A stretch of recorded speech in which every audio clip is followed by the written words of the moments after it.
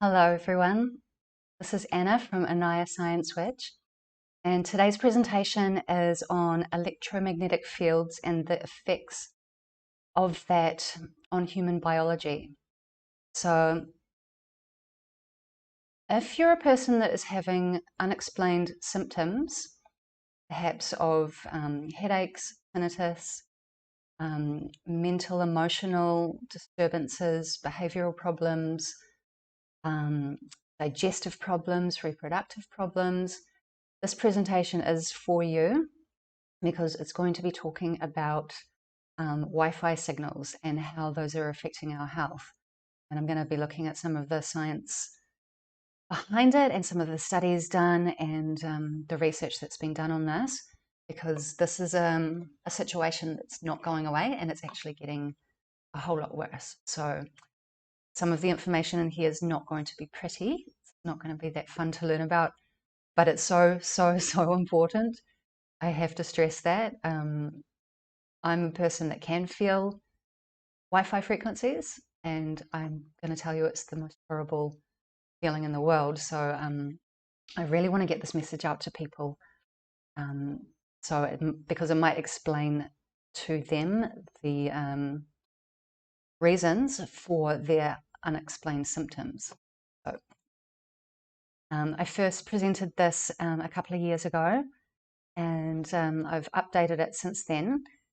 And if you go on my playlist and look at a video called Amplify Your Frequency, that is something I presented in 2019. It's got a lot of stuff in there about 5G. I'm not going to repeat too much of the 5G I've done in that talk, just so you know it's there to have a look at. So I'm going to be talking mostly about water and electricity, because humans are made of primarily water molecules. So if we can understand that, then we can understand microwave frequencies, which I'll show later on. You're going to understand why these microwave frequencies are actually affecting our physiology and our health. So 99% of our molecules are actually water molecules, and that was written in a book called The Water Codes, which is some scientific exploration on water and water structuring, and why water structuring is important to holistic health. Holistic being your mind, body, soul, and all of the functions in there. So a quote from this book is saying, molecules are arranged into crystal formations. The higher the complexity of the structure, the stronger the electromagnetic field, which indicates higher energy potential and information transfer, greater efficiency, and cellular function. So you can see here that this is like a snowflake, right? And it has geometry, and it has symmetry, and it is a very 5D looking structure. So if our water molecules are doing something similar, we're going to be able to transfer energy and information as electricity through our water system. So what is water made from? Made of atoms called oxygen and hydrogen. And this is the structure of one water molecule, and you can see here the red is the oxygen, the white is the hydrogen, and it forms actually in a three-dimensional space a tetrahedron. So that's showing its geometry there. And water had three phases, but now there's a fourth phase that's been talked about. So because water is always changing depending on its temperature or its pressure state, it's always able to transform from a solid to a liquid to a gas. And now this fourth phase is called plasma, which you could think about, a solid is more like an ice cube, liquid obviously is like a river flowing. Gas is when the water gets heated, you can think about boiling some water in a pot and it starts evaporating as steam. That's still water, just changing its state chemically through the thermal interactions. So it's evaporating, and that means that there's going to be less water after a while because it disappears.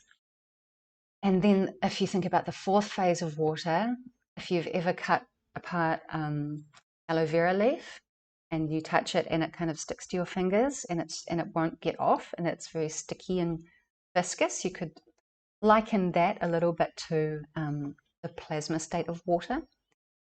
And so I've got a quote down here from Gerald Pollack. He's a fourth phase of water science researcher. The existence of a fourth phase of water may seem unexpected. However, it should not be entirely so. A century ago, the physical chemist Sir William Hardy argued for the existence of a fourth phase, and many authors over the years have found evidence for some kind of ordered or structured phase of water. Fresh experimental evidence not only confirms the existence of such an ordered liquid crystalline phase, but also details its properties. It is more viscous, dense, and alkaline than H2O and has relatively more oxygen since its formula is H3O2. So it's gained an extra one on both atoms. As a result, it has a negative charge and, like a battery, can hold energy as well as deliver the energy when needed. So in my other talks, you'll notice me talking about the positive and negative charge on a battery. So if it's got a positive, that means that it's sending energy from itself to something else, losing energy in a sense. And if it has a negative charge, that means it's actually drawing energy towards itself, so it's refilling and it's being recharged. So that is why this fourth phase of water is so important to have as a structure, because it is a negatively charged structure. It means we're always refilling with energy, charging like a battery. So, as I said, humans are made mostly of water molecules. This is a little chart just showing the distribution of the water in different areas of our body. So, and then this is a quote from Steve Richards from Holographic Kinetics Aboriginal Dreamtime Healing. And he states that the body is made of mostly water, and that water retains its memory through the electric waves that pass through it. Understanding that the body contains all of the elements of matter, including iron and other metals. Understanding that metals, when charged electrically, become magnetic, and that magnetic fields can wipe the memory from the electrically stored memory. That's just an interesting way to start thinking about electromagnetic fields and what's happening inside the water molecule. So the water does have memory. Masaru Emoto has shown us that, and many other water researchers in the Water Codes book, you can see his work. So with water having a memory, and it's also collecting new memories from the waveforms that come through it. And then inside the water molecule, we've obviously got minerals and other types of metals and elements. And so when those are electrically charged, some of them can become magnetic, and that produces a magnetic field. And Steve Richards is stating that when you wipe a magnetic field over the water, it can actually wipe the memory of the water. That's why using pulsed electromagnetic field machines, which I do, and it can actually reset the water molecule and then clear off disturbances that are causing pain or blocked energy. So that's just the brief overview of water. I've got other talks on water a little bit more in depth that you can have a look at. So now we're just going to look at what is electricity. So electricity is briefly defined as the flow of electric charge, unseen, constantly flowing, needs to move, no temperature, always around, transforming states. So in Chinese medicine, these are actually the characteristics of what we call qi. So one part of qi can be seen as electricity. Can't see electricity, but it's doing stuff. Plug your lamp in and it lights up. You don't actually see it when it's on its way to the lamp. Electricity needs a medium to travel inside of, and this is generally termed as a circuit or a circuitry system. So in the human body, the hydrogen molecules are part of that circuitry system, and circuits contain conducting materials. So you can think about that like here's a wire on my microphone.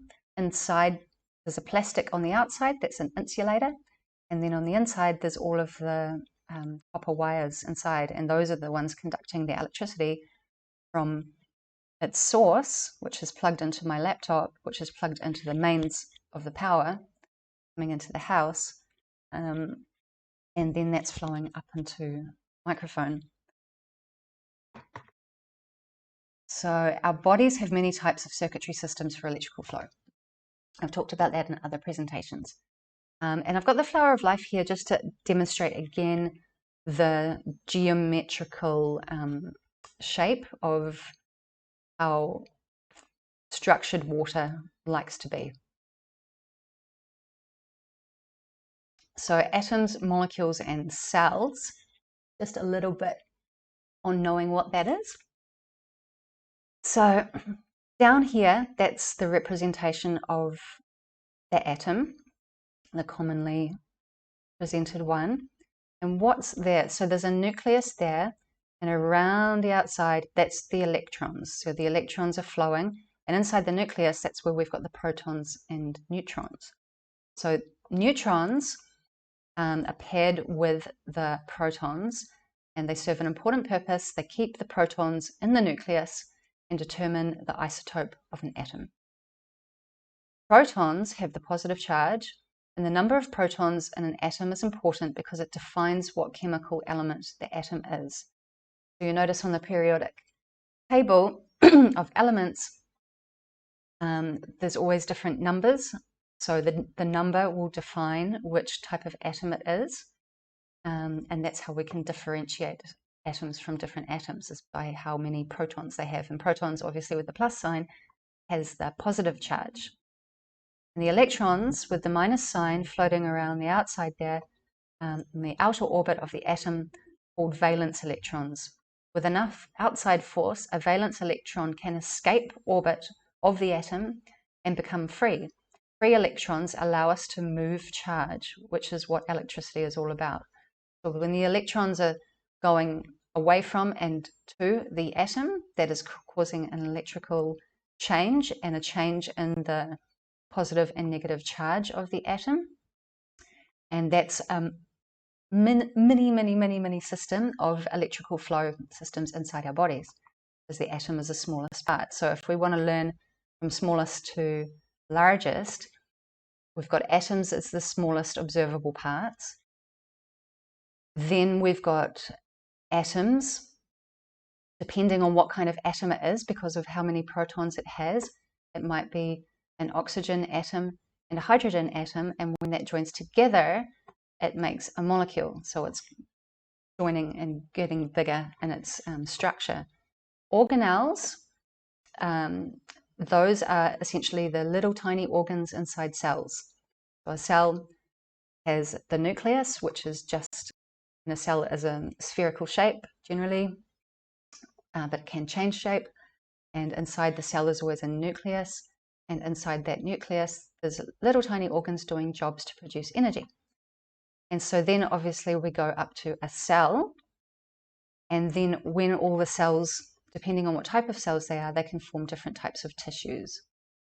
And then, yes, that's about the organelles being little tiny organs that do different jobs inside the body. And just coming back down to the molecular structure. So this is the atom. As the example, we're doing the atoms of oxygen and hydrogen, and when they join together in that bunch down there, that's making a water molecule. And then when that molecule joins to another molecule, joins to another molecule, this is starting to create that electrical flow system through the molecular arrangement. So just a quick look at the cell. So the cell, obviously, this is a cutaway. The cell is actually a sphere. Here's the nucleus. That's where the chromosomes are all bound up like a little tiny spiral wiring system. And that's unwound as the DNA helix, and that's all contained in there. And then the other things you'll see around here, that's the organelles. So they're little tiny organs doing different jobs. Research has revealed that each of the 75 trillion cells in your body work as independent electrical circuits, accumulating and holding electrical charge. Dr. Jerry Tennant, MD, author of Healing as Voltage, explained how optimal health is always defined by the voltage of our cells, stating, "The cells in the body are designed to run at -20 to -25 millivolts. To heal by making new cells, we must achieve -50 millivolts. We get chronically sick when voltage drops below 20 millivolts." So that's coming back to that positive and negative law again. So when there's a negative charge, it's bringing energy towards itself, and when there's a positive charge, sending energy away. So I'll show this in another chart, but when it drops below -20, there's actually a polarity flip, and it will start sending energy away from itself as a positive charge, which we can see here. And this is more of Jerry Tennant's work. So he basically made the comparison between pH, potential hydrogen, measured as liquid, and he's compared that to voltage or millivolts. And he's essentially saying that pH is a measurement of voltage as a liquid form. So you can see on this chart, you'll probably recognize it's got the acidic, the neutral, and the alkaline. And we're meant to live in this neutral state to be having the correct voltage for cells. If we go too alkaline or too acidic, we've thrown the seesaw out of balance. And pH is voltage inside a liquid. pH neutral is -735 to 745 on the scale of 0 to 14. Converted into volts, neutral pH equals -20 to -25 millivolts. So yeah, that's not meant to be negative there. That's a typo. And -20 to -25 millivolts, if we look on the cell voltage chart here, so it's going from -50 down to -20 to 25. That's neutral. That's not alkaline. That's still in neutral. And then when it drops below 20, that's changing the pH, and then we're getting into more of the acidic zone of the pH, and that's where we're getting tired, sick. At 0 millivolts, it changes polarity, which means it's gained this positive charge, and that means the cell is sending electrical energy away from itself. It's no longer recharging. So that's a state that we don't want to be in. And so that's what's required to run normal, is to be in that neutral zone. And when a trauma happens or when new cells are required to be made, the voltage needs to be doubled. So that's up to there. So that's why all these electromagnetic healing devices are actually really helping and speeding up healing, is because they're literally giving a recharge, like plugging yourself into the wall and getting more electricity. And that's why I use them in my clinic, because they're actually speeding up healing time amazingly, really amazing. And if you see my talk, the Amplify Your Frequency talk, there's a little bit in there about a study showing how pulsed electromagnetic field therapy grew a rabbit's bone back together where it could not have possibly grown back together. Doing pretty amazing things. And so, yeah, as we said, if the voltage drops below the normal, disease is starting to begin. And if it drops below 30, cancer is going to be starting up. And also, it's not just all about voltage. Cells need ingredients such as minerals, metals or elements, and water, obviously.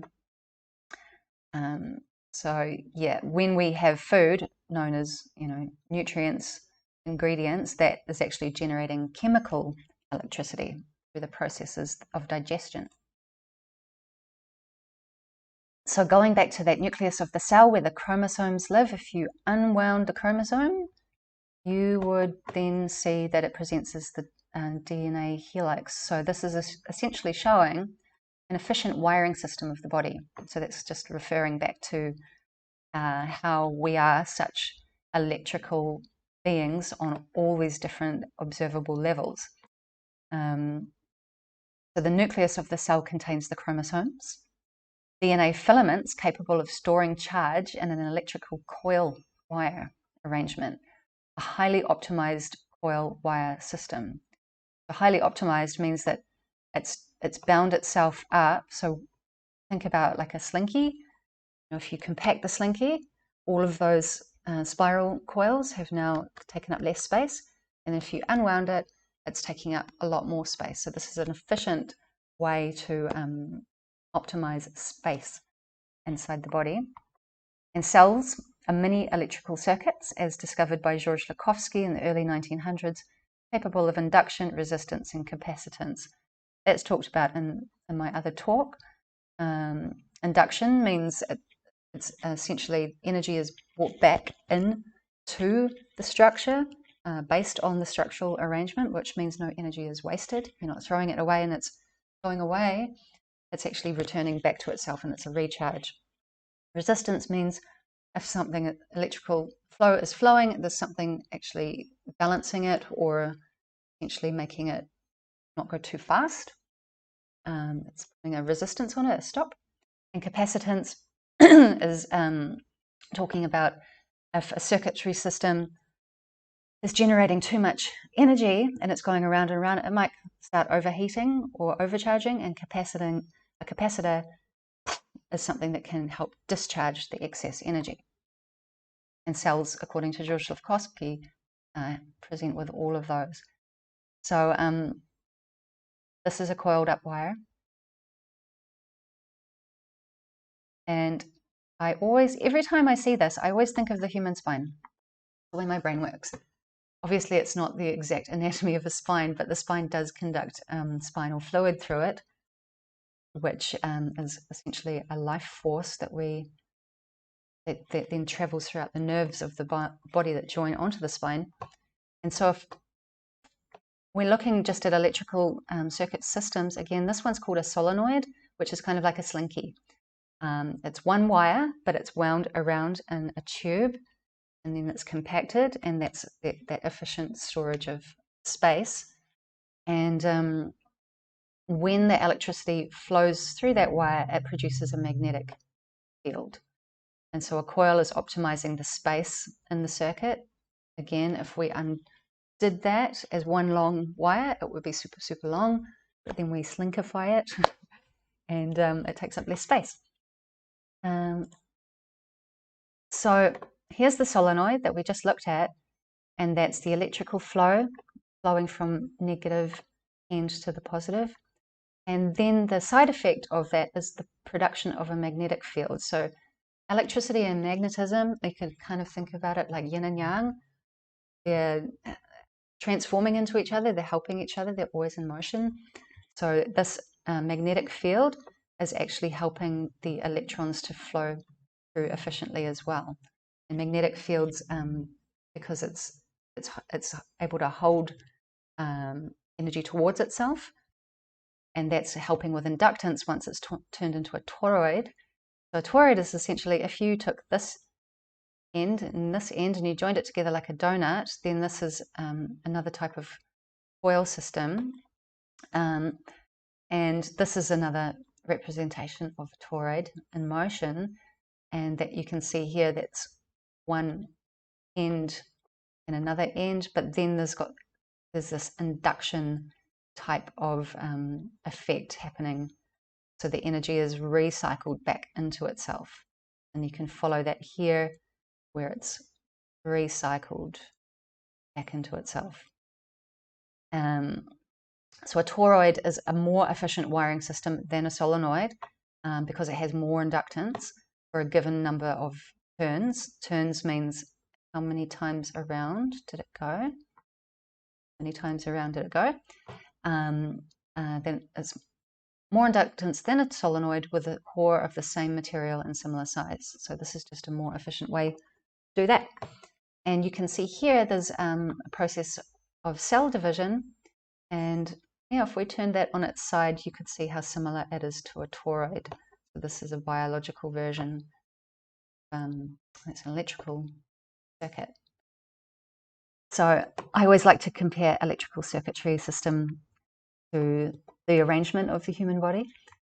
So you can see here, this is a vertebrae, which is a part of the spine. So here's a human spine, got the tailbone, sacrum, the 5 lumbar, the 12 thoracic, and the 7 cervical, going from big to small. And each one of those is one of these, and they're stacked up on top. And then our spinal nerves are flowing out, feeding energy into our organs. And the spinal fluid flows through there into our brain and then returns back down again. And so when I see this, I'm like, oh, there's a solenoid, and then here's a toroid. So inside our anatomy, we're actually got a very similar operating system, these electrical circuits. And so you can see here in this depiction that energy magnetically is flowing, being produced from that central core.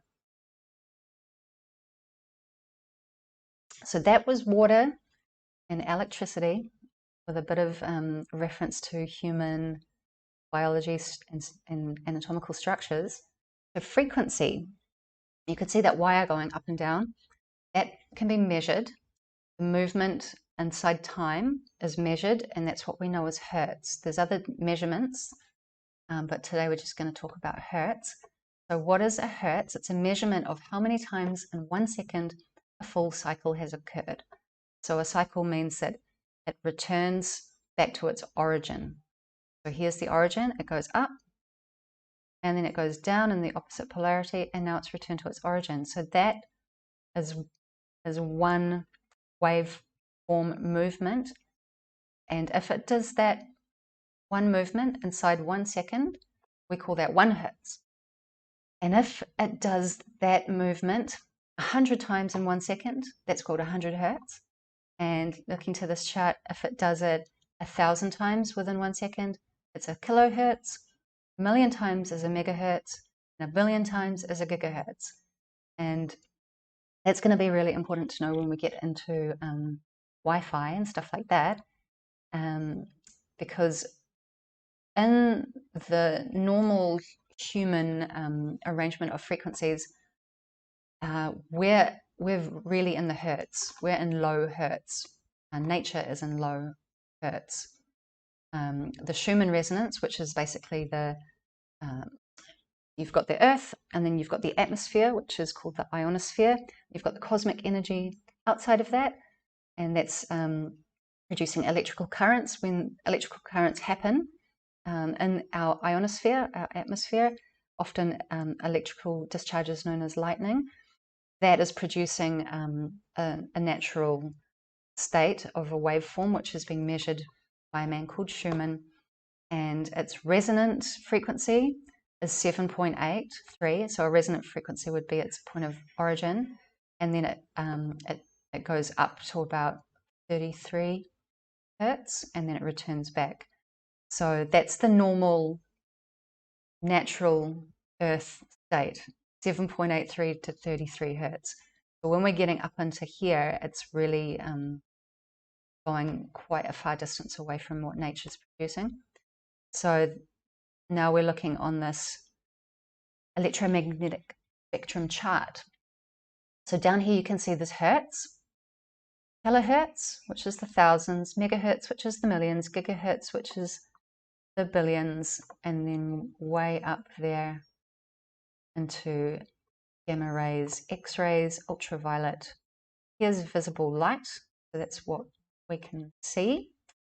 And then Here we've got infrared radiation, microwaves, radio waves, low frequency, extremely low frequency, and direct current. So this is essentially showing what kind of technology is accessing these waveforms. And you can see here that the computer is operating at 60 to 100 hertz. Power lines, 50 to 60. Radio, that's in the kilohertz and the megahertz. TV broadcast in the megahertz. Mobile phone, gigahertz, that's in the billions. Microwave is in the billions. Smart meters in the billions. Wi-Fi in the billions. Remote controls in the billions. So when we're getting up into this billions zone, which you can see is this gigahertz, this is essentially starting to produce thermal effects. And when you look this up, people are going to say that it doesn't produce thermal effects, but it does. And I'll explain that when we get onto the microwave. And this is saying there are two divisions of radiation: ionizing radiation and non-ionizing radiation. Ionizing radiation is a type that is dangerous and can cause damage to our bodies. Why are we doing X-rays? Non-ionizing radiation, this bit, is the type of radiation that we use in our everyday life, and it does not do damage to the bodies. I'm calling that out as a lie. I'll show you why. How deep the radiation penetrates depends on the frequency. If resonances occur in parts of the body, so I'll explain what resonance is if you don't know, then the damage can increase.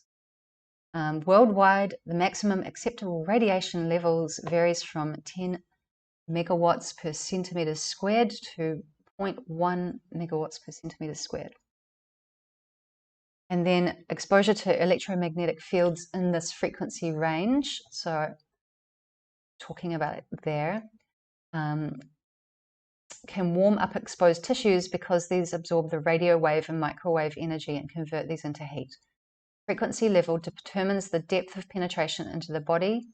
Warming up by this radiation is the most dangerous for the brain, the eyes, the genitals, the stomach, the liver, and the kidneys.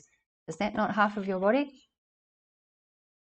So here's a cell phone tower. Radio frequency radiation is found to have more thermal related effects. Radio frequency radiation is found to have more thermal effects. Radio frequency radiation is found to have more thermal effects. Non-ionizing radiation is completely safe. So that's why I'm saying that, okay? The effects of Hertzian waves, so Hertz is the measured frequency in time over space, or movement in time. Electromagnetic waves in the radar and radio range. The effects of Hertzian waves, which are electromagnetic waves in the radar and radio range, and of infrared rays usually are regarded as equivalent to the effect produced by heating. What happens when you heat water is that it evaporates. What are humans made of? Water. Why are we getting dehydrated? The longer radio waves induce chiefly thermal agitation of molecules and excitation of molecular rotations, while infrared rays excite vibrational modes of large molecules and release fluorescent emission as well as heat. Both of these types of radiation are preferentially absorbed by fats containing unsaturated carbon chains. So on our nerve cells, we have, the cells, a nerve cell kind of looks like a long wire, and that's protected by an insulator, and that's made of fat. And also on the cell, the membrane of the cell is also made from a type of fat called a phospholipid. So we need fat in our diet to be able to protect ourselves from these radio frequencies. So now we're going to go into Wi-Fi radiation. I never hold my phone to my ear. and I would recommend that you start putting it on speakerphone, keep it away from your body. It even says on the details inside the cell phone when you buy it, hold at a certain distance away from your body. So there's this Dr. Martin Paul, and he's a researcher researching the effects of Wi-Fi on the human cell. And yeah, he's probably one of the #1 researchers that I've heard of. So this is a list of biological changes that he has been able to prove that come from Wi-Fi radiation exposure. So various neurological and neuropsychiatric effects, including changes in our brain structure and function, changes in various types of psychological responses, and changes in behavior. At least 8 different endocrine, which the organs that produce hormones, effects, cardiac effects, that's your heart, influencing the electrical control of the heart. So the heart does have an electrical signal that makes the heart do its rhythm. So that can be affected, and that's including changes in the ECG readings, producing arrhythmia. Arrhythmia means the rhythm keeps changing, not a continuous, strong, regular beat, going in different types of beats. Maybe like goes fast and then miss a beat. And these changes can be life-threatening. Obviously, you need your heart to be on, and if your heart's off, you're not alive. Chromosome breaks. So as we looked before on what's inside the nucleus of the DNA, that's the chromosome, and that's the coiled up DNA. And at the end of the chromosome, there's little caps on the ends. They're called telomeres. And when we age naturally, the telomeres get shorter and shorter. We can potentially regrow them, according to George Lefkowsky with his multi-wave oscillator machine. But we don't want chromosome breaks because that's going to change our DNA. Histological changes in the testes. Histological just means a microscopic viewpoint photograph of anatomy. So changes in the testicles. So that's going to change the sperm, which is then going to change the DNA that the baby is made from. Cell death, what is now called apoptosis, a process important in neurodegenerative diseases. Lowered male fertility, including lowered sperm quality and function, and also lowered female fertility, which has been less studied. Oxidative stress. That's because, from what I've studied, the Wi-Fi or the signals, they're often doing this kind of off-on binary effect on the cell because it's a digital signal, and that starts doing that on the cell, which causes it to be stressed, and that's why that's happening. And when we have oxidative stress, we're obviously going to be lowering our immune system and our whole body function. And changes in calcium fluxes and calcium signaling, I'll go on to that in another bit. Cellular DNA damage, including single-strand breaks and double-strand breaks in the DNA, and also 8-OHDG in cellular DNA. Seems to be a gene. Cancer, which is likely to involve these DNA changes, but also increased rates of tumor promotion like events. So that's holding the cell phone up to your head. That can produce what they call glioblastoma. It's like a tumor of the brain. Therapeutic effects, including stimulation of bone growth. So that's when you use it in a positive way. That's what I talked about before of the PEMF, stimulating the bone growth of the rabbit. Cataract formation, previously thought to be thermal, now known not to be. So potentially linking cataract, because it was saying in that other slide that The organs that are most affected are the eyes, the stomach, the kidney, breakdown of the blood-brain barrier, melatonin depletion, and sleep disruption. So the blood-brain barrier is essentially a barrier that is protecting the brain so nothing toxic can get into the brain and then travel through the spinal fluid. But if that breaks down, toxins can get in. And then melatonin is a sleep hormone or neurotransmitter. And depleting that, that's why people can't sleep when they're around Wi-Fi towers or if they sleep with their phone on. So here's a microwave. That's pizza. This is a zoom in of the water molecules in that piece of food. So this is showing how microwave frequencies operate. And the mechanism of action of the microwave, it's not actually producing heat. It's not like an oven that you turn on and it warms up and it's actually hot. The microwave is not doing that. Microwave ovens cook food by generating intermolecular friction between the molecules of the food. So you can see when it pops up again, see there's an oxygen and a hydrogen, so that's a water molecule. And there's lots of little water molecules. And the frequency that's running through them is making them jiggle around. So that's causing this friction, and the friction produces the heat. So microwaves could affect your tissue in a similar way if they were able to escape from the microwave. I think they've escaped from the microwave already. And so, as I keep saying, humans are made of water. 99% of those molecules are water molecules. Microwave ovens operate at a frequency of 2.45 gigahertz. So that's 2.45 billion hertz. And 4G cell phone signals use exactly the same frequency to transmit wireless signals. Your router, your cordless phone, your Bluetooth earpiece, your baby monitor, and your garage door opener also operate on 2.45 gigahertz. This means that yes, the microwaves have escaped the oven.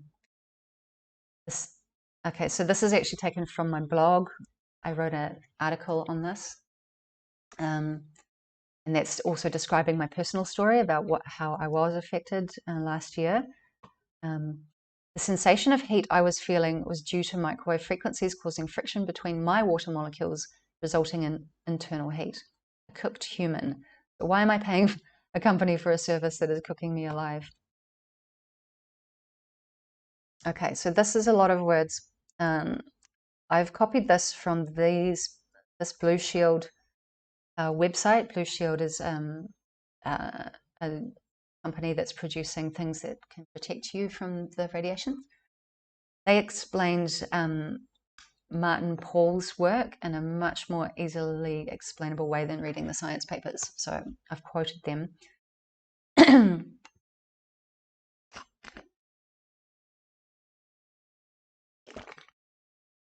So the overlooked link between magnesium deficiency and EMF damage. In the past several years, groundbreaking studies have been published that have clearly defined one of the primary mechanisms of non-thermal biological harm from electromagnetic fields. Martin Paul, PhD, and other scientists found that EMFs act directly on the voltage gate calcium channels that moderate the influx of calcium released into any of our cells at any given time. So that's this diagram down here. So it's moderating the influx of calcium going into the cell. So just to explain, this is the cell membrane. This is the gate. And this is just a voltage gate channel. It's not specifically a calcium one. There's also potassium and sodium voltage gates. So you can see that this will block anything coming in, and when that's freed, things can go in and out. And so this has got a voltage of negative 70 millivolts. This has got a voltage of negative 50. So essentially it's showing that when the voltage changes, the gate can open or close. So since we are electrochemical beings, all of our normal body functions rely on a very subtle and intricate cascade of electrochemical signals. Because of this, we are inherently highly electromagnetically sensitive creatures. It has been shown that the bombardment of man-made electromagnetic fields in our environment, which occur at amplitudes that can be millions of times or billions stronger than the subtle fields of our bodies and the earth produce, have the effect of overstimulating our voltage gate calcium channels and causing a phenomenon called calcium channel flooding. So that's so what would a flood of calcium mean? All this calcium is getting dumped into the cell. The resulting extensive damage is related to the pulsed nature. So that's what I'm talking about when I'm saying that binary on-off, pulse, pulse, pulse. Nature of alternating currents and radio frequency radiation, which massively overstimulate our voltage-gated calcium channels, trigger the release of a literal flood of calcium into the inside of our cells. This causes a biologically confusing and overstimulating flood of signals that creates chain reactions throughout ultimately every one of our body systems. It also necessitates the replacement of the calcium ions that are supposed to hold the negatively charged phospholipids of the cell membrane together with their double positive charge, with other ionic elements that are not suited for this task. This results in small holes in the phospholipid barrier. So remember, the phospholipid is the cell membrane, which is this section here. This results in small holes in the phospholipid barrier of the cell that leak substances into and out of the cell into places where they shouldn't be, causing a large number of potential health problems. So no longer is that gate regulated. This has now become like holes in the fence, you could say. And the voltage-gated calcium channels are found mostly in excitable cells, which are in the muscles, the nerve cells, and the brain cells. So you can see if this effect starts happening, you're going to get maybe muscle dysfunction, nerve dysfunction, brain dysfunction. So here's some other research by a woman called Lena Poo, and she is researching the frequency of 60 gigahertz quite a lot. And so this is about resonance, which we mentioned before on that chart with the, all the colors and the radio, microwave, gamma, all of that. Was saying that if we become in resonance, if these frequencies become in resonance with frequencies inside of us, they will actually gain strength, known as amplitude. So throughout the microwave spectrum, there are certain frequencies that attenuate or get fully absorbed by certain molecules. It's called the peak resonance effect. Certain frequencies attenuate with water molecules and certain ones attenuate with oxygen molecules. The 60 gigahertz attenuates with oxygen, whereas the 2.4 gigahertz attenuates with the water. So that's what we've talked about just before, is the microwave frequency disturbing or exciting the water molecules to then start causing friction, which causes a heating up of. And then Lena Poo is talking about 60 gigahertz is actually potentially going to start doing that with oxygen. So 60 gigahertz is what's going to be used as a new frequency bandwidth when, well, 5G is already here. This is research from quite a while back. So on all of the frequencies that are available, you can essentially use that frequency to aid your technology to do communications or transmissions. So now with the 5G, they're introducing a whole lot of new ones to speed up all of the transmissions. So there's more transmission, say wires, the wireless wires. There's more of those available, so everyone gets a faster technologic experience. But what that's doing essentially in that ionosphere now it's just putting more in. So it's not taking out 4G frequencies and then putting in 5G ones. It's like layering. So now we're just essentially in a soup, and the soup is getting more full, and it's overwhelming the nature frequencies. So we're having all these effects on nature and health. So this is normal blood cells. So they're floating freely around and they're not sticking together. And this is your blood on Wi-Fi. So you can see all this sticking together. They're all clumping up. And so that's going to really mess with circulation. And then, so what's 5G? Check out that Amplify Your Frequency talk to go really in depth, more in depth with that.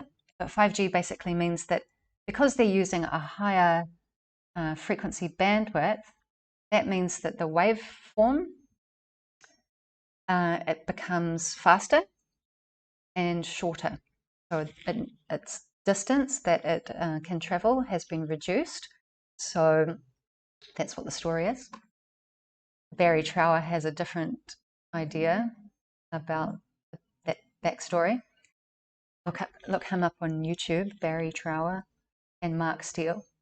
But essentially, because the wave length is shorter, they say that to get the fast signal to be transmissible, it has to have more towers. And if there's a tree in the way, they have to chop down the tree because that will block the signal. So that's why a couple of years ago they started chopping down trees in all these parts of the world. So just to understand that, what they're saying about the attenuation of the certain frequencies to certain molecules or atoms in our body. So what is resonance? The reinforcement or prolongation of sound by reflection from a surface or by the synchronous vibration of a neighboring object. This means that you just need to choose the same frequency sound of the glass. You can completely break the glass. You don't have to be a professional opera singer. That's why I chose this guy. But what it's essentially saying is, okay, here's a wine glass.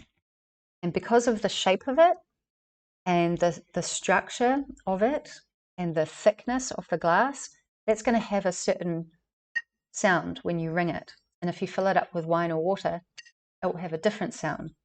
So what the opera singer does, or this dude is doing, is when you're scanning to find out which sound will make that glass start vibrating.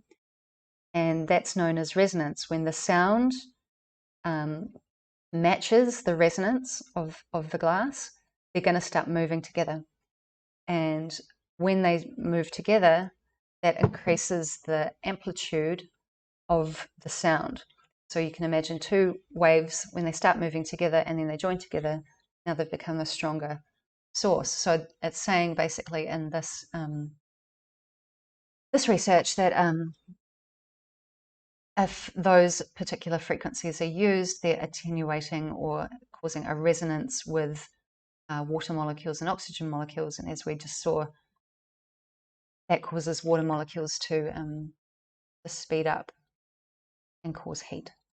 It's not a natural state to be in.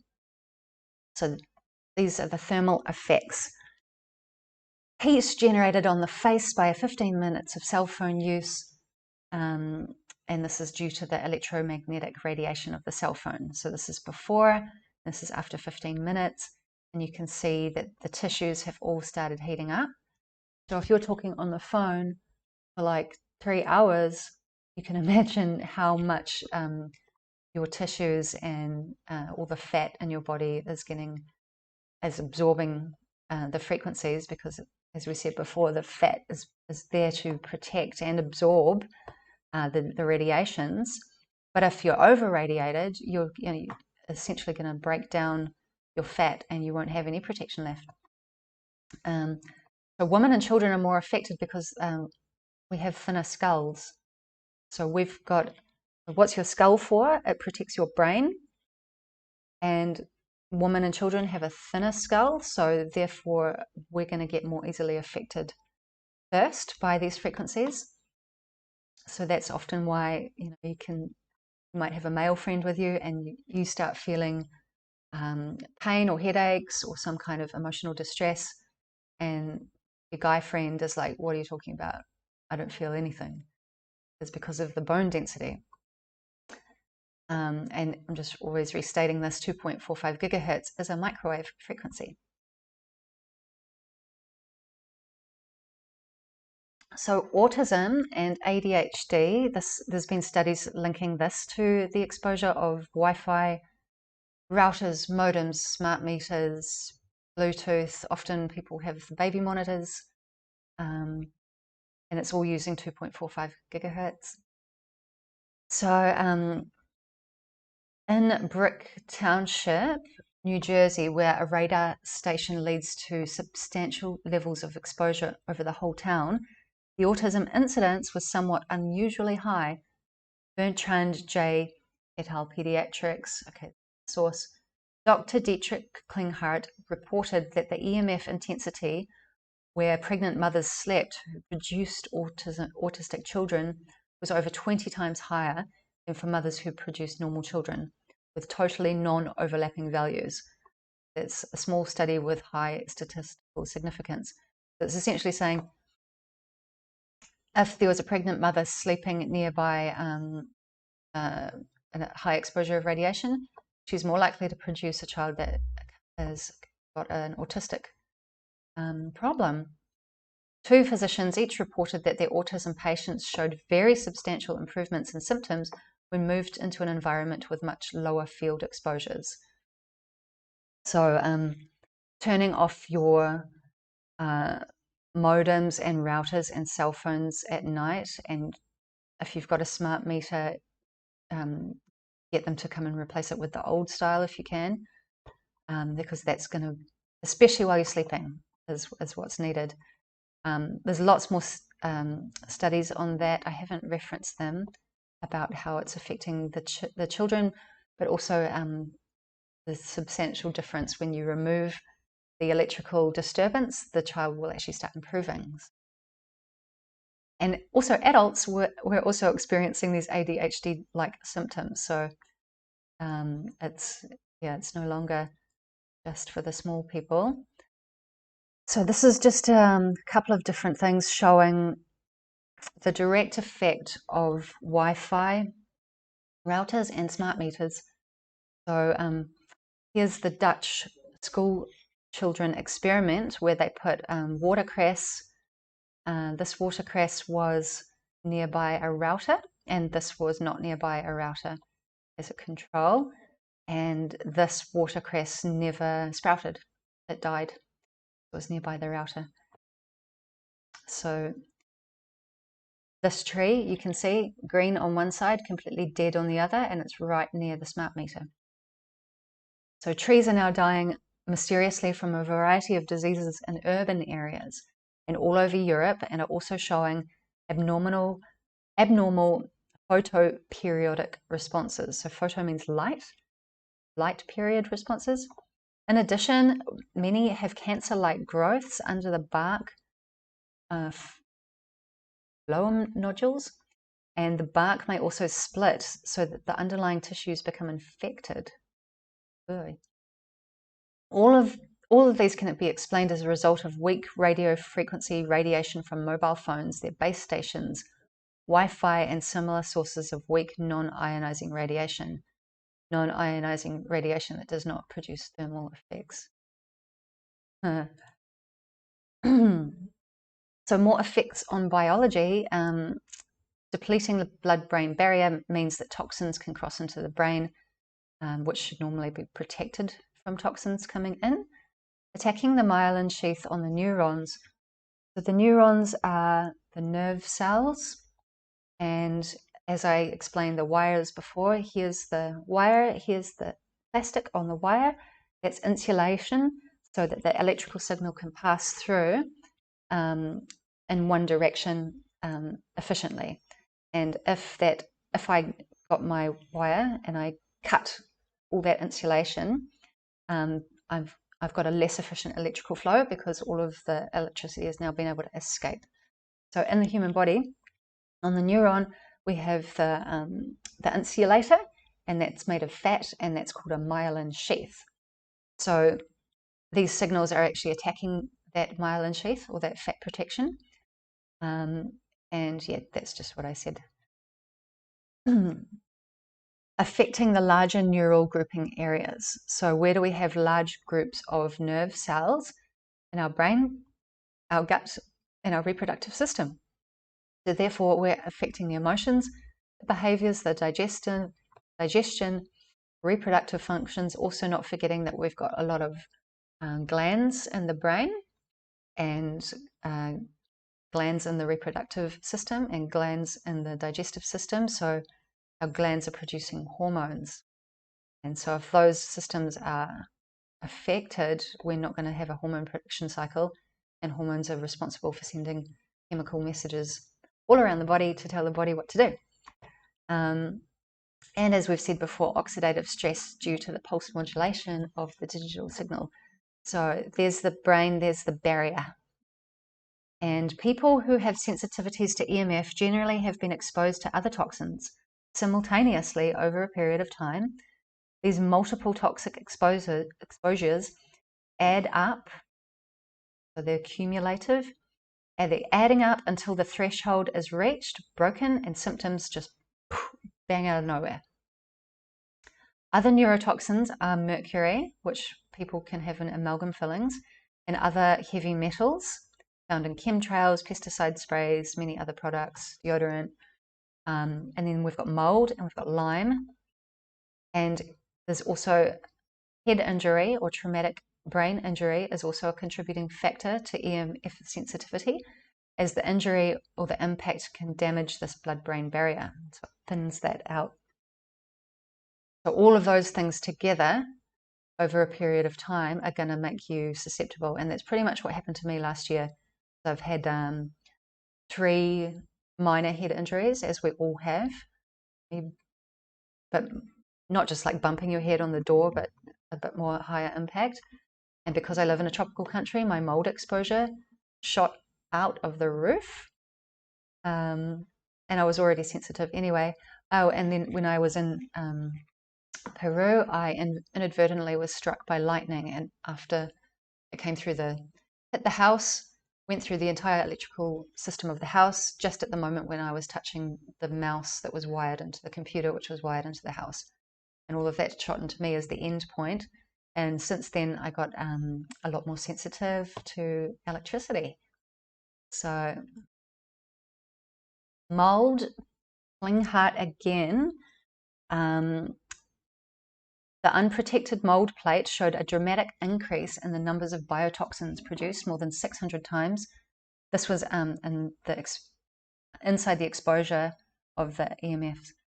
Klinghardt concludes that indoor mold contaminants, as well as other biotoxins, such as those found in Lyme disease, are highly sensitive to electromagnetic fields. EMFs therefore easily step up neurotoxic production and have a major impact on the immune system. So basically, lots of EMF signals, and if you've already got mold, it's going to make the mold grow more, and mold is a neurotoxin, and then it's going to make your immune system decline, and then you'll get sick from different things. So here's looking at, the male sperm count has dropped 50% in 50 years. That's serious. That means if for another 50 years, if it drops by another 50%, that's at 0. And that means life is no longer producing life. And so many men are putting their phones in their pockets, and they're leaving them on, connected to the Wi-Fi. And as we know, this is producing a thermal effect on the body. And so what is that doing to the reproductive organs? A correlation exists between mobile phone radiation exposure and DNA fragmentation level and decreased sperm motility. So that means sperm movement. And then researchers have characterized a protein called VSP that keeps sperm swimming in straight lines, deletion of the protein caused sperm to swim in circles, significantly reducing fertilization rates. I've put that one in there because I did find this video years ago, and then I couldn't find it again. I lost it. I can't Google it. It doesn't come up anymore. But it was essentially showing that when the sperm in the petri dish under a microscope were exposed to the Cellphone radiation, they started swimming in circles. Yeah, sorry I don't have the video, but that's why I brought that up. So potentially if it is causing this DNA fragmentation and essentially DNA breakdown, this protein is possibly being deleted, and that's what's causing, and the sperm, although it does swim in spirals, it does go for its target, but it shouldn't be just going off like Homer Simpson, and it possibly is because of this DNA damage. So thermal and electromagnetic wave special effects. So this is testosterone, altered spermatogenesis, and DNA damage. And so that's sperm count, sperm motility, normal sperm morphology, and sperm viability. So yeah, please, men, don't keep your phone in your pocket. Get one of those little wallet things and just carry it, or somehow get a man satchel. But yeah, this is really causing this a lot. There's other causes for this as well, nutrition. But this is huge. So here's another interesting piece of research I found. Is kind of gross. So this is obviously amalgam fillings. And amalgam contains mercury, and mercury is a neurotoxin. So here is someone getting drilled at the dentist. This is on a skeleton representation, a model, not doing it to a real person, but as showing that under friction or pressure, mercury vapor is released. So this is mercury removal from a dental amalgam released during the removal. So all types of dental amalgams contain mercury, which is partly emitted as mercury vapor. Modern high copper amalgams exhibit two new traits of increased instability. First, when subjected to wear or polishing, toothbrushing, droplets rich in mercury are formed on the surface, showing that mercury is not being strongly bonded to the base or alloy metals. So it's easily becoming free. Secondly, high copper amalgams emit substantially larger amounts of mercury vapor than the low copper amalgams used before the 1970s. High copper amalgams have been developed with focus on mechanical strength and corrosion resistance. It has been sub-optimized in other aspects, resulting in increased instability and higher emission of mercury vapor. So it's essentially saying that if you had fillings, if you had fillings before the 70s, now let me reread that. High copper amalgams emit substantially larger amounts of low copper. Yeah, so I did that right. I just had to double check my brain. So if you had fillings before the 1970s, you've got lower copper. If you had them after the 1970s, you've got higher copper. So after the 1970s, they're actually more unstable, and they can release more mercury. Exposure of patients with amalgam restorations to radiofrequency radiation emitted from conventional Wi-Fi devices can increase mercury release from amalgam restorations. So this is really unfortunate because a lot of people have these. I've had mine removed, but at the time that I still had them in and I was doing a lot of computer work, I was getting a lot of cognitive problems, I could say, for sure. This is a new one I found, which is super uncool. Because you think, okay, you've got the 4G tower, if you're close to it, you get more radiation, more cancers in people that live in that area. go far away from it, it can't touch you, right? And then the 5G system, they're trying to put little towers everywhere, but that's mostly in the cities because they need so many of them. They've got to start in the more densified areas. So people are like, I'll just move to the country and I'll get away from it. No, there's a new Project Air gig. And what they're doing is they're going to turn all the power lines in the farmland into Wi-Fi power lines. Good. So AT&T's Project Air gig extend 5G millimeter wave signals. 5G may be the ultimate winner of Project Air gig, AT&T-led initiative that uses power lines to deliver super fast internet service. Though AT&T doesn't yet have plans to commercially deploy, that's a military word, air gig, the company is planning on more trials this year that will involve 5G. Afka said that while AirG can support a range of different wireless transport technologies, including LTE, I looked that up because that's what 4G is. It means, you know what it means? It means long-term evolution. It's creepy. And 5G. He noted that 5G is very high on that list. Specifically, air gig could be used to extend 5G millimeter wave signals beyond their current range. So there's the link on that website.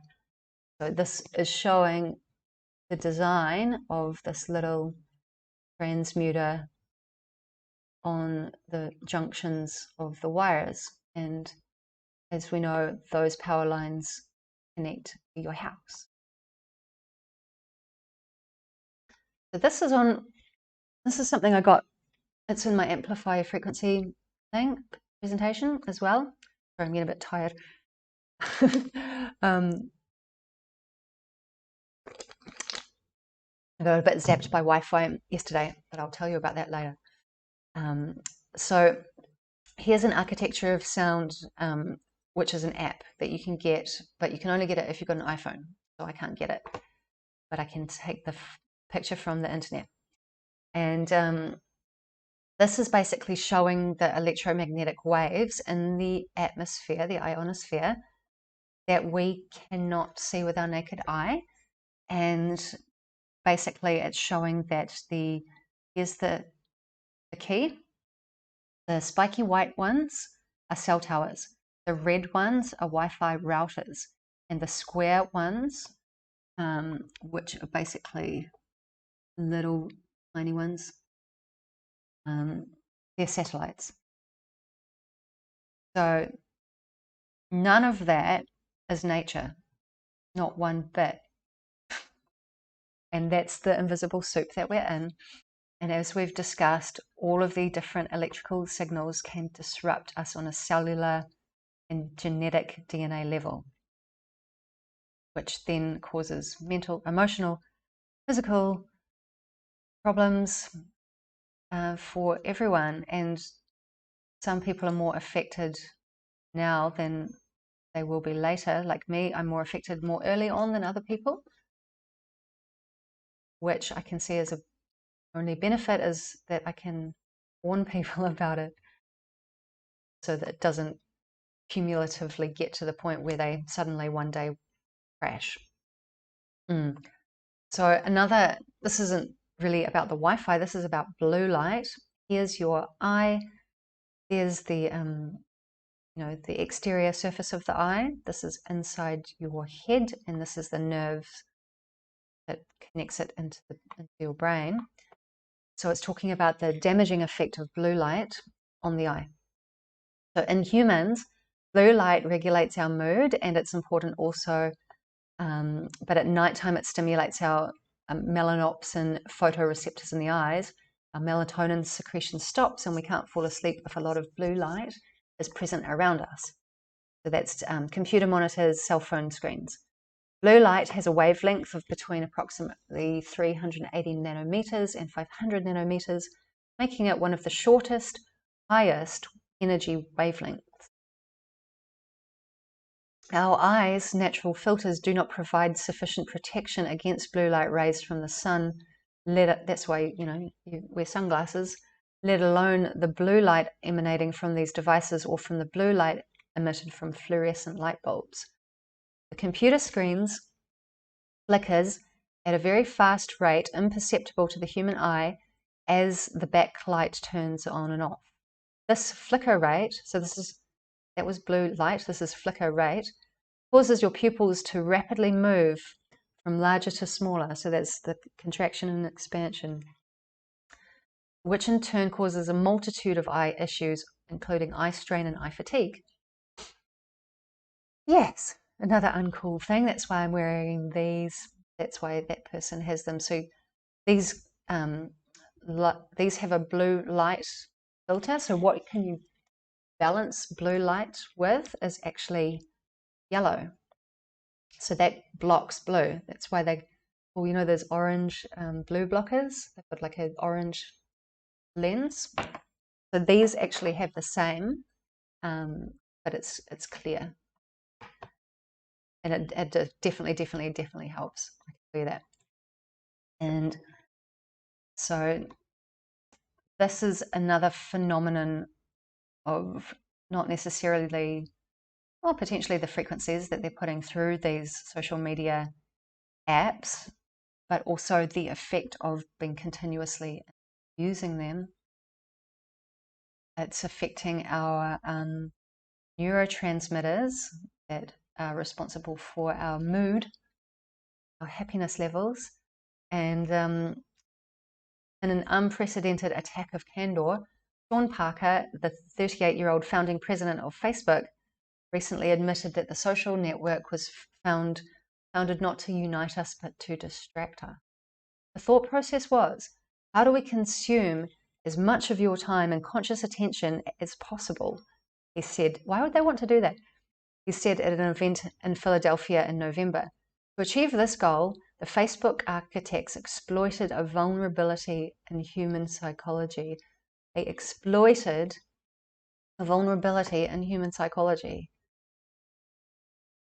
Explained Parker, who resigned, thank God, from the company in 2005.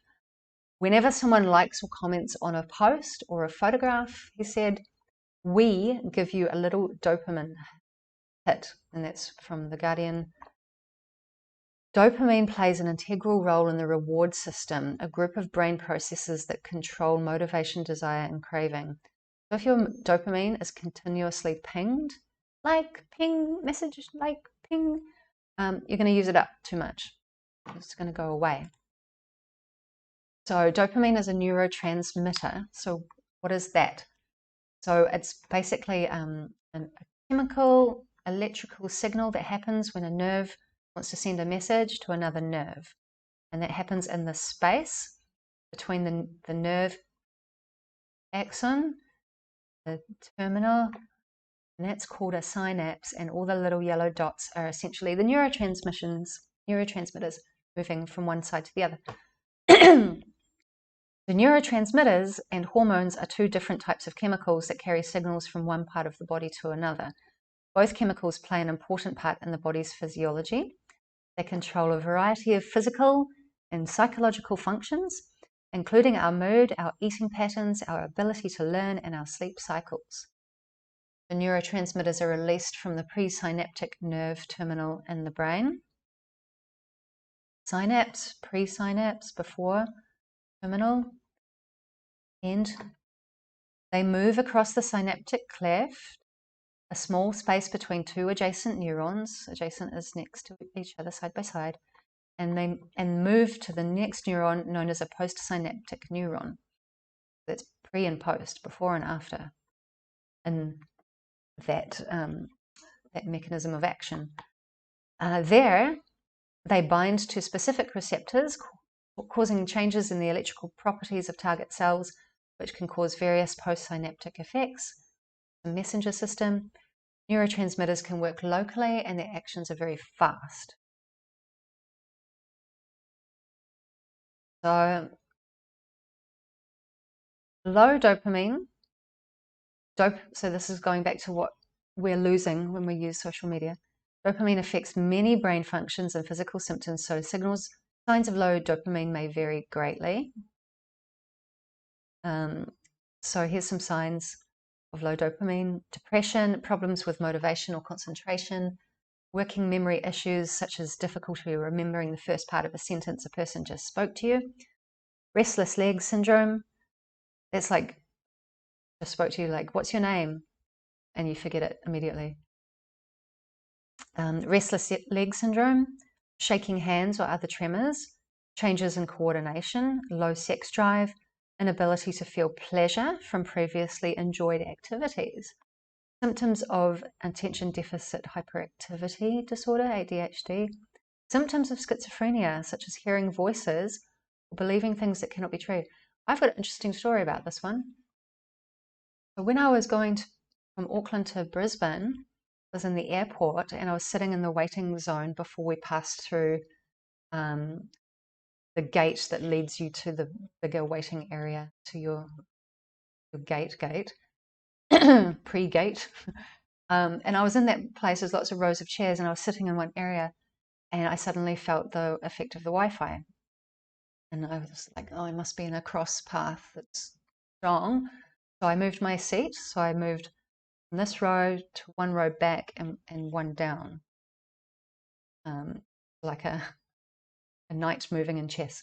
And I ended up sitting across from a woman, and she had a little girl on her right side and a little boy on her left. He was about 10, and this little girl was about 4. And the little girl had the cell phone, and it had one of those jackets on it. And she was opening and closing and opening and closing and opening and closing. She was going, Mummy, Mummy, this isn't my phone, Mummy. Mummy, there's something wrong with my phone, Mummy. Mummy, they're talking in my head, Mummy. And I was like, are you serious? Who's talking in the little girl's head? What? You know, the thinner skull of the child. And then suddenly she jumped up and then ran into the crowd of the line of people waiting to line up to go through the gate and started kind of pushing aggressively into them. And then the brother noticed. The mum was preoccupied. I don't know what she was doing. The brother noticed, and he was like, Mum, look, you know, she's going crazy. She's acting all weird. What's going on with her? So when did that happen? 2018, I saw that, and I'll never forget that, because you know, that was a very clear observation, that they were talking in her head while she was touching the phone, while I had felt the beam coming in. That was probably, she was sitting in the crossfire of that. But, you know, should I run up to the person and tell them, or be hauled out of the airport as a lunatic? Anyway, symptoms of dementia, such as problems with executive functioning, short-term memory, managing daily tasks, or solving simple cognitive problems. So this is talking about just not being able to function at all. And that's low dopamine, which is related to Facebook. So this is the extreme version of the tinfoil hat. So getting into solutions, yeah, protection, we have to do it now. I do. So unplug. Unplugging is probably the most easiest thing you can do, and move house if you can. If you're in a situation where you've got a smart meter on your house, or if you're in line of sight of a cell phone tower, those kind of things, they can be resolvable if you can move. And if you can't move, you can do other stuff, such as always unplugging or switching off the modem and the router and the cell phones at night, potentially flicking off different circuits on your switchboard on your house, so you don't have electricity flowing through your bedroom at night, sleep more easily, and not being on the cell phone late at night, blue light disturbance. So in terms of, I'll just go through this. So reducing the body contact with laptops. They're not meant to be on your lap, even though they're called laptops and cell phones. Speakerphone. Keep it out of the pockets and the bras for males and females. avoid putting in those wireless Bluetooth headphones, because that's putting that 2.45 gigahertz microwave frequency closer to your brain, like right up in there. So, if you start getting tinnitus or ringing of the ears and you've been using those, then take those away and see if that improves. Eye protection, the blue light, reducing the screen time, removing the amalgams from your teeth, and doing heavy metal detoxing. There's lots of stuff you can do for that, like chlorella, liquid activated zeolites or powdered zeolite. There's bentonite clay, using magnesium, and also detoxing. Here's a product which is amazing. It's called ASEA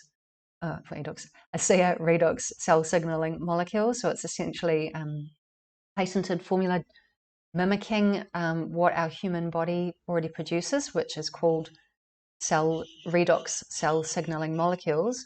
Our body makes them normally, and what they do is they help the cell signaling information transfer. And if in this day and age where we've got so many toxins happening to us all the time, taking this product is actually helping your body to increase the redox cell signaling, and it's also helping the body to produce more glutathione, which is the body's natural detoxifying agent, which we do produce naturally. But as I just said, we've become so bombarded that we're not producing enough to keep up. So supplementing with these kind of glutathione products can really, really help that. This product is said to increase the glutathione production by, I think they said 500 to 800%. And this little tube down here, it's called Renew 28, and that's the topical version for the skin. And I must say that really does amazing things. And if you want to learn more about that, it's linked on my website on a page called The Store. Scroll down and you'll see some links there. It's got links to the research and everything about that. And then, yeah, boosting dopamine. So stay off Facebook and exercise and go into nature. And also, as trees earth the Wi-Fi signals, remember when I said that the 5G, they cut down the trees because it can't pass the transmission through the tree. So if it hit the tree would go and put it into the earth, and that's great. So surround yourself with trees, and that will help protect you. As I said, turning off all the stuff at night. Also on that, I've gone back to the 90s, which means that I've got a cable. I'm not even plugged into the internet right now. I've got a cable, and that's joining onto my, that's actually an Ethernet cable, and that's joining, I need an adapter because my new style laptop no longer, they don't produce them with Ethernet capable plugs anymore. But basically, if you plug your Ethernet in and then you plug that into the modem and then switch off on your IP address the wireless, then you don't have wireless in your home. How do I function with my cell phones? I have them on data. I buy data and then I just use them when I need, and then put them on airplane mode when I don't. So I've got like a little sanctuary here, you could say, because I'm surrounded by trees now. Sorry about that in a moment. And then, yeah, earthing. So that means you're standing on the grass. Discharge any electricity that's built up in your system. And then orgonite, black tourmaline, they're helping to absorb these frequencies. You can put that near computers and beds to help absorb it into its view. And selenite, that's a crystal. If you put that piece of that crystal inside a little thing of water, you leave it overnight and you drink the water in the morning and then you refill it and you repeat that for 30 days, that's actually helping to reduce the effect of radiation. And I've cross-referenced this, and I've got a book, crystal book of Chinese medicine Taoist crystal information. And even in that book, they're saying that this is crystal for radiation. We could try that. Don't do it for more than 30 days because it will build up a toxic effect. Medication should be used for a dosed time and then wait a little bit. And then if it needs to be repeated, maybe wait 30 days and repeat the cycle. And biogeometry. So if you haven't heard of this, look it up. Biogeometry, created by Ibrahim Karim. And it's based on dowsing and geometry and what you could call feng shui, but placement of things in relationship with what you find out about the doused information in terms of your geography, or how you can align anything, in your spatial environment.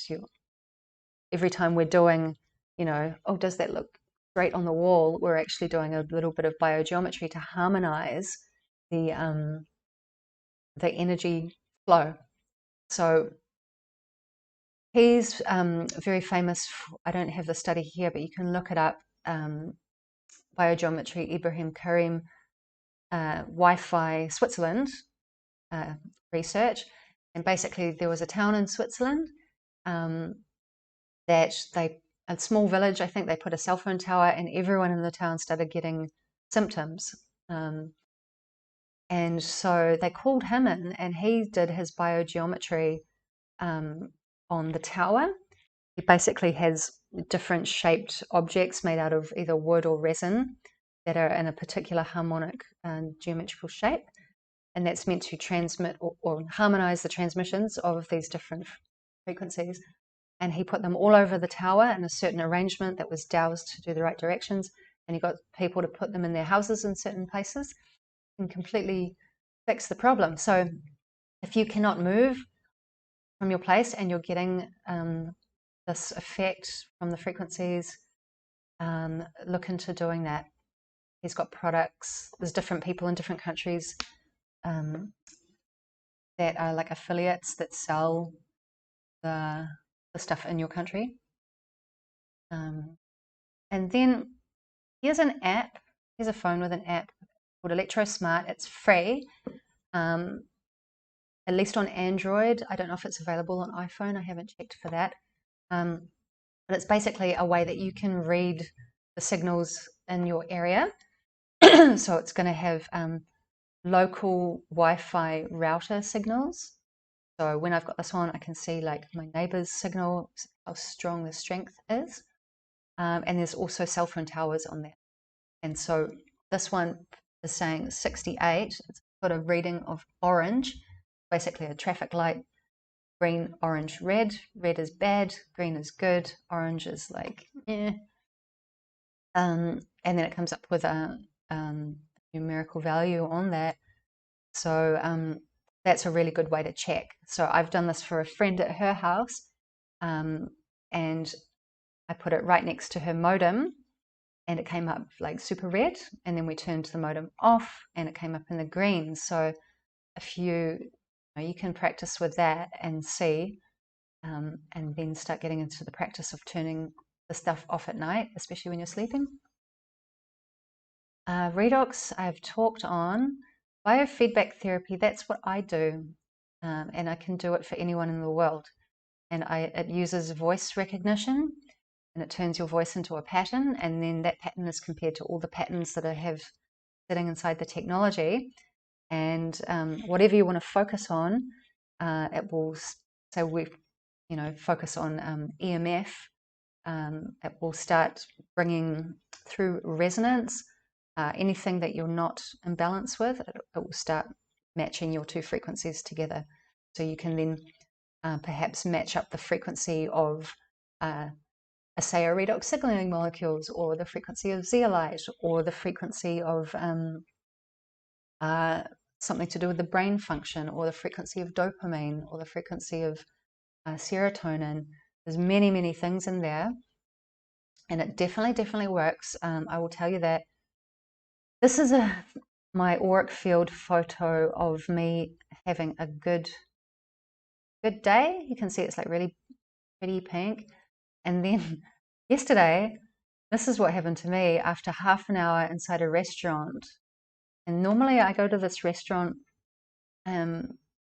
local restaurant, and can feel there's a bit of Wi-Fi stuff happening, but it's not anything too bad.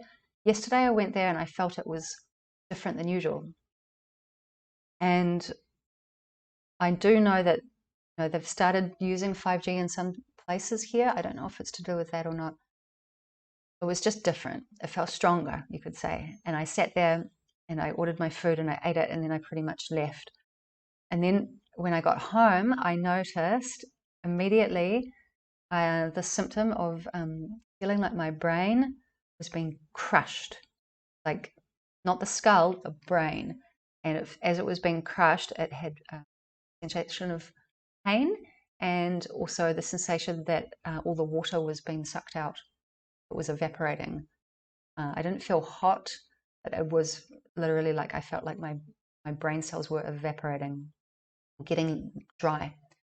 And then I was also emotionally disturbed. I felt like I wanted to cry. And then I immediately knew what it was. I knew it was the Wi-Fi that I'd been exposed to. And so then I drank some liquid chlorella, and I some powdered zeolite, powdered that up, drank that. And then I did all of the frequencies on my biofeedback technology for all of the EMF and for my brain and for some neurotransmitters and like that. And within 15 minutes, I was good again.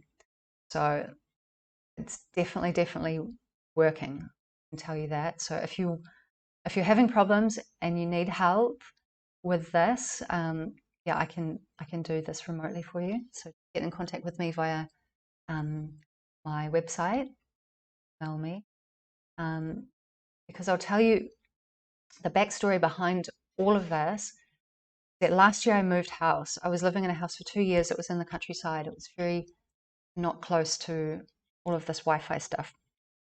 And I have had the 3 brain, possibly thinning my brain barrier, blood-brain barrier from the traumatic incidents of hitting my head.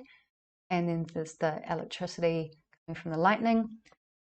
So that's kind of my setup.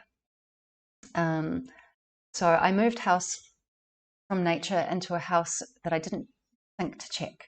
And I moved in with a friend, and very quickly I became mentally and emotionally unstable, you could say. I was crying. I felt like I wanted to cry and laugh at the same time. It was a very strange feeling. I've heard other people talking about this too. And my tolerance was gone. I was intolerant, and lots of other things that can be related to all of the stuff I've discussed. And so I was like, okay, this is Wi-Fi. I know it. I've felt this before, but never to this degree. And so I looked out the top window, and we were living on a flat plain, and across far in the distance there was 3 cell phone towers. And my friend was like, oh no, we're far too far away. And I was like, well, if they're all playing the same frequencies and they're possibly, faced in this direction, and you join, 3 as one, it's going to amplify the effect on that line of sight.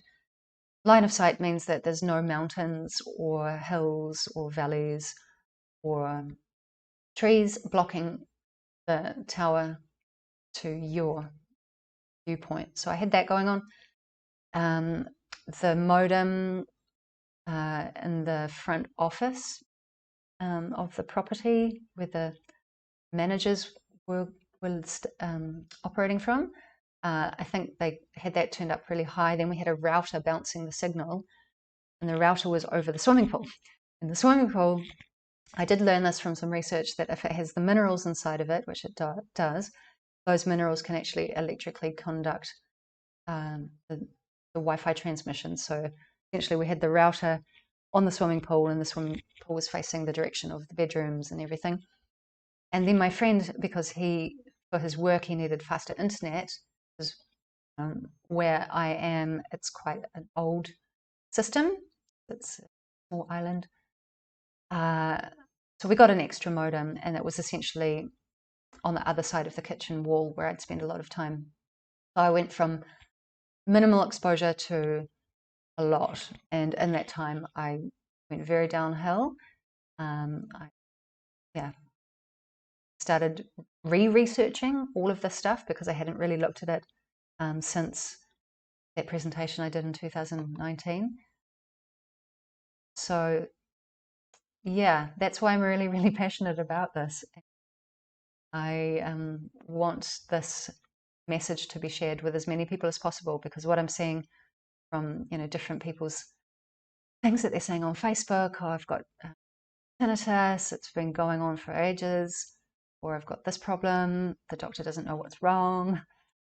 Everything, as you can see in what I've presented here, is giving the reason. I mean, of course, there's going to be other reasons for things all the time, but this is one that I know it's hard to believe because it's unseen. But once you've gone over the threshold, like I have, it's like clear as day. So I just want people to know about this so they don't hit that point. Yeah, that's the story on that. So yeah, thank you for listening. Share this, please, and like it, because, or don't like it. That helps the algorithms on the YouTube and everything pick it up so it gets shared more easily. And comment, ask questions, create a discussion, a dialogue. Be cool. And if you want to reach me, it's my website there, anaya.nz. And this is my Facebook, Instagram, YouTube as Anaya Science Witch. Where you can find more of my. And yeah, please do get in touch. I'd love to help you if you've got a problem. Yes. Okay, that's the end. It was a long one again. Bye.